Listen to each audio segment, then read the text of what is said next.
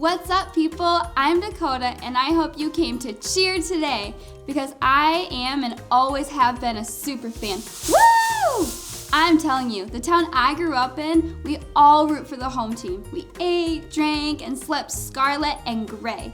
And whether we were in the stands or watching from home, we cheered our hearts and lungs out for our team. That's what's called kindness. Kindness is showing others they are valuable by how you treat them. And if you're wearing scarlet and gray like me, you can expect some first-class treatment.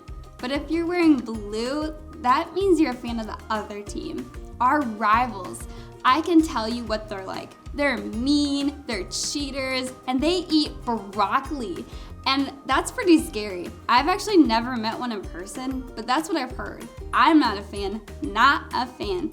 You know, if I saw someone on that blue team lying on that side of the road, you know what I'd do?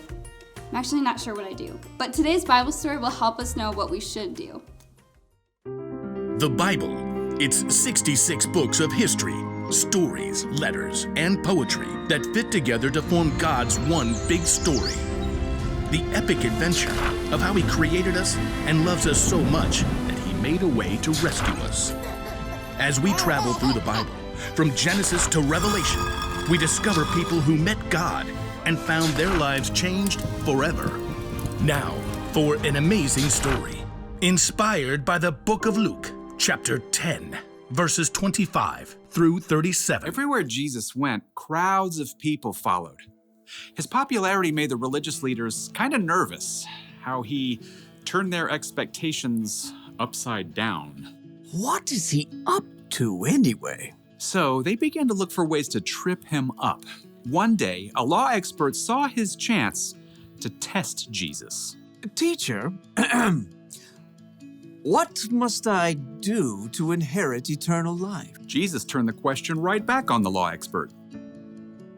What is written in the law? How do you read it?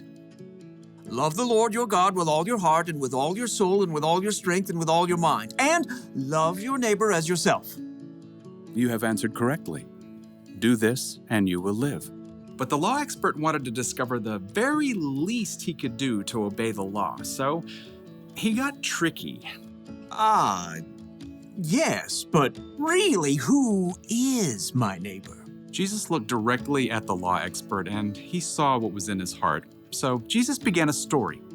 A man was going down from Jerusalem to Jericho. Now, if Jesus were to tell this story today, it might go something like this. There's a man that we'll call Ben, who needed to travel from Jerusalem to Jericho. It was a lonely, rugged road, but he was well prepared. Got my water skin, got my quail jerky, got my snake repellent, got my large number of clinking gold coins. Stick 'em up! Uh-oh, forgot my mace. A band of robbers attacked Ben. They took everything, leaving him half dead by the side of the road. Help! Please, help me. There was no one to hear. The sun beat down. Shadows shifted as the day wore on. At last, he heard footsteps. Through shimmering heat, he could barely see a man in khakis and a blue button-down shirt. In the beginning, let me Google the Greek word for beginning. That'll make me sound more intelligent. The man was a preacher working on his Sunday sermon.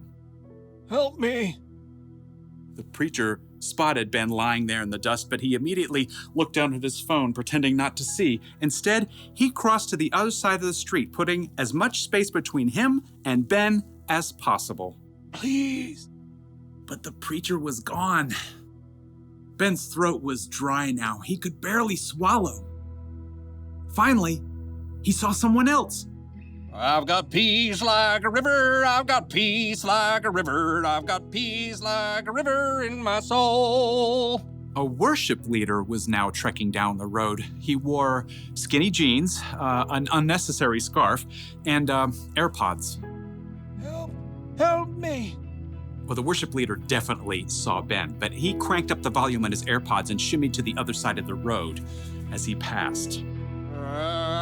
I've got peace like a river. I've got peace like a river. River, I'm gonna run away. As the man's voice faded away, Ben was left in despair. Shadows lengthened as evening approached. Once again, Ben heard someone coming. Turning his head, he could just barely make out a donkey. Perhaps he could tell from the way the person was dressed that this person wasn't a Jew. He was a Samaritan. Oh no. Jews and Samaritans were enemies. Even though the two groups were related, there was a history of bitter conflict between them, and the Samaritans worshiped God in a different way than the Jews did. Long story short, a Samaritan would have been the last person Ben would have wished to find him. What's that by the road? Instead of ignoring Ben, though, the Samaritan man slowed down and got off his donkey. Oh no, who did this? The Samaritan quickly rummaged for supplies in his bag. Here, have some water. Those are nasty gashes. I've got oil and wine to clean them out. The Samaritan bandaged Ben's wounds and hefted him onto his own donkey. Steady, steady. Hey, wrap your arms around his neck, like this. By the time darkness fell, the Samaritan brought Ben to an inn where the injured man could recover. Thank you. Thank you. In the morning, the Samaritan gave the innkeeper some money. Please, take care of this man. I'll return and pay you back for any extra expenses. Goodbye. Thank you.